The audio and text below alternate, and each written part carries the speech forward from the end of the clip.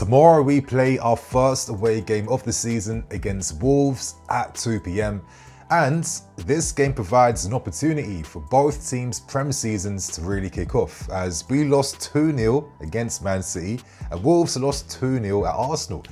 To be real with you guys, I'm feeling a little bit nervous, a tiny bit nervous, because this is set to be a tough away game. Our recent record against Wolves has not been great. We haven't beaten them in the past 3 games. And out of the last 6 games, we've only won twice.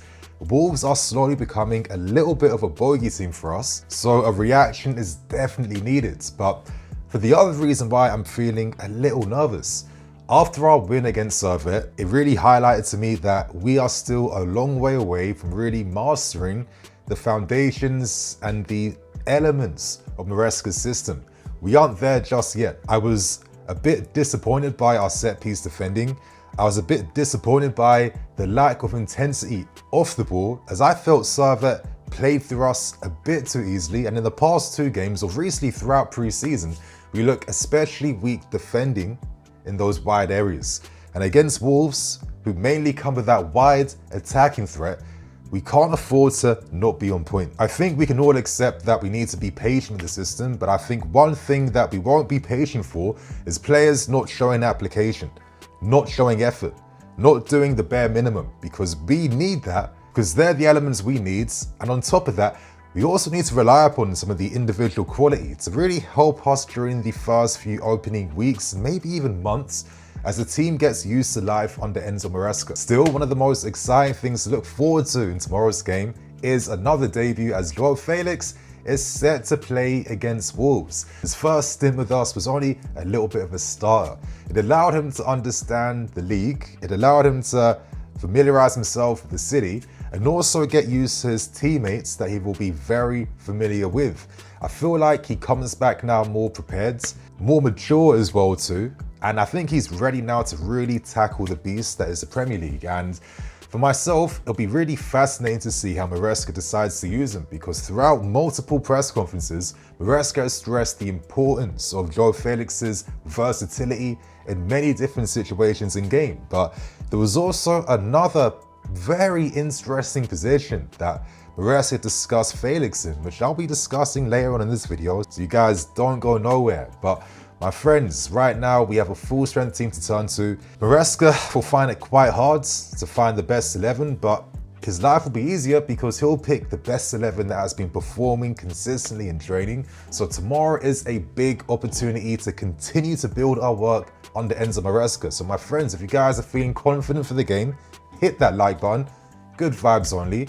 Hope you guys enjoy. Very, very quickly, but if you still haven't bought the new home kit, the new away kit, or any of the training collections, my friends, what you waiting for? Use my discount code NINI10 to get 10% off your final order, and you'll find my links above in the cards and below in the description. But you might be thinking to yourself, Nini, you're wearing last season's home kit and you're telling us to get the new one. What's going on? I'll keep things real. Since I've moved into my new place, I've realized how many Chelsea shirts I have that once the season ends, I never wear again. And it's like all this money I've spent kind of gets wasted. So I think this season, I'm gonna be very economical with how I use my shirts and videos. So that's the intro out of the way, and let's get straight into things, my friends. Now let's tackle the press conference. And I feel like these press conferences from Enzo Maresca, you can't afford to miss out on them. He really talks quite honestly, quite frankly, quite brutal. And we also learn quite a lot of what's going on right now. But to kickstart the presser, Joao Felix is one of the most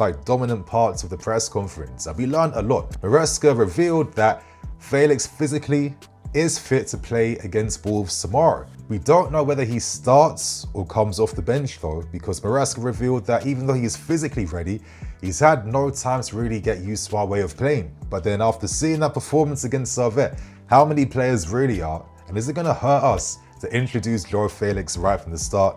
I'm not too sure. But interestingly, he spoke in further detail about Joao Felix's positions. And one interesting position came up, and that was Maresca discussing Felix as a potential false 9. Now, Maresca said that he is someone that can drop deeper to be that extra man where we need more positions and support in possession and in midfield. And he also has the quality to know when it's the right time to attack. And I think that makes a lot of sense. When I play FM, Felix is always my false nine. I build my teams around that. And I think this makes a lot of sense because number one, it connects him to the whole team. Number two, it gives him more positional freedom. Number three, you can accommodate for his lack of defending off the ball at times. But I think most importantly, when he was at Benfica, he also played the second striker type of, attacking mid role behind Seferovic. And Seferovic was the main guy leading. And Felix would be making those like last man, late man runs inside the box. And I think that really got the best out of his qualities because that's why he scored so many goals for Benfica when he was 19 years old. So is Maresca potentially cooking up something very fascinating with Felix this season? Time will tell. But to end things with Felix, Maresca feels like Felix still has top potential left, but he also likened him to Misha and Mudryk by saying that they are players I need to work with to help them improve as well. I guess it's quite reassuring to know that Maresca is familiar with Joao Felix. He said in his press conference he's known him since his time at Benfica, and back then he was seen as someone that would go right to the very top. He's played for some of the biggest clubs in the world, and there's a lot more to come from him. So fingers crossed, Felix starts and is our decisive player against Wolves. Let's see how things go. But interestingly, let's move on to the goalkeepers. Now, as we learned post-match against Servette, Maresca revealed that Sanchez would be his Prem keeper and Jorgensen would be his keeper in the cup games and in the Conference League. However, he also left the door open by saying that competition is key, and if you perform well, if you perform consistently, he isn't strict on this rule. So essentially, he's challenging Sanchez to maintain his position, and he's encouraging Jorgensen at the same time to fight for that number one spot. It's a good position to be in for both goalkeepers. Let's see who wins this battle as the season goes on. Talks then turn towards Maresca's strongest starting 11. And he reiterated that performances will decide that. And if they don't train well, they won't play. Don't even think that you might play on Thursday because I'm rotating the squad. Because if you haven't performed in training, you won't be playing regardless. It's a demanding club. You must expect 100% effort every single time. So it's nice to know on one hand, there is a very meritocratic nature behind the squads we're set to see this season in the first 11s. But on the other hand, I also think that it's actually really hard for Maresca to understand what his best 11 is, because I think we have so many players who have a similar playing ability and playing level that I think the best way to understand your lineups will be number one, who performs better in training. But in my main opinion, I feel like we're set to see different best 11s based on the opposition we're playing against. I think that is the tactic and strategy this season, because I feel like this squad is tailor-made to take on different teams and find different solutions depending on the opposition. Let's see how the season goes. And to end things with a key point from the press conference, we discussed the transfer market. With a week to go, Maresca is hoping that this time we'll find the optimum solutions for players who are going to leave the football club. Obviously, we currently have over 35 plus, around 40 players in the squad right now. Maresca reiterated he's working with between 21 to 23. He said it's impossible for any coach to work with a squad double that size. You guys shed a little tear for Graham Potter. But to move on, he was asked, is it a bit awkward to see a lot of faces that aren't part of your first team plans? We're kind of just hovering around the scenes. Maresca didn't actually acknowledge that. He just reiterated that finding the best solutions is key. And I think that kind of tells us everything we need to know, right? But in terms of additions to the squad, Maresca said we shouldn't sign players to sign players for the sake of it. But if we sign someone that improves us, then we need that player. So is he essentially opening the door up for a Simhen? Let's see. What I would say though is that it's quite fascinating, because on one hand, we saw Cole Palmer play a false nine role against Servette. We have players in Nkunku and Felix that could also do something similar. I think there's a conversation or something to think about at least, because if false nine is maybe being communicated with the squad we have right now, but then a Simhen comes and we have more of an out-and-out striker, what is the game plan going to be in terms of finding the best balance in attack? Time will tell on that part. So my friends, that's the press conference out the way. And we now move on to discussing my predicted lineups for the game tomorrow. I'm going for two lineups. The first one includes a team that has Joao Felix. As you guys have seen, Joao Felix playing false nine. Madueke on the right side. I've gone for Nkunku down the left-hand side, midfield of Enzo, Palmer and Lavia, and defense of Cuckoo, Cole, Fofana, Gusto and Robert Sanchez. Now Sanchez speaks for himself as he's set to maintain his Prem place for now, right? The defense also speaks for itself too. I think Cucurella, he can invert, he understands the position. I think Cole and Fofana are our best centre-back duo at the moment, and I don't think they got enough credit for their performance against Man City. I thought I saw some promising signs that this partnership could really work. And obviously Malo Gusto is the only one that's, not really being his best self, being a bit more mistakes in this game, constantly giving the ball away in our own half. I feel like he's still coming to grips with playing this like wide back three centre-back role, but hopefully he has a bit more license to push forward and underlap, but he looked more promising doing that during pre-season. In midfield, I've gone for Lavia because I think he didn't start against Servette.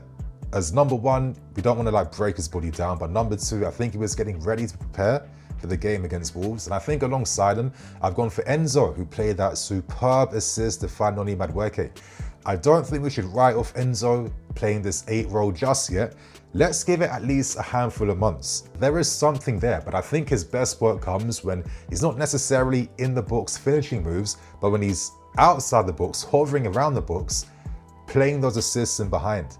We've seen the qualities he shows, and that pass against Madueke is a reminder of what Enzo can do to unlock teams. To support that midfield three, I've gone for Cole Palmer. I know that he played that role for City's academy under Maresca at times. I do think that I've moved him there because Madueke, I think he has to start. I think he was really good against Servette. Great goal.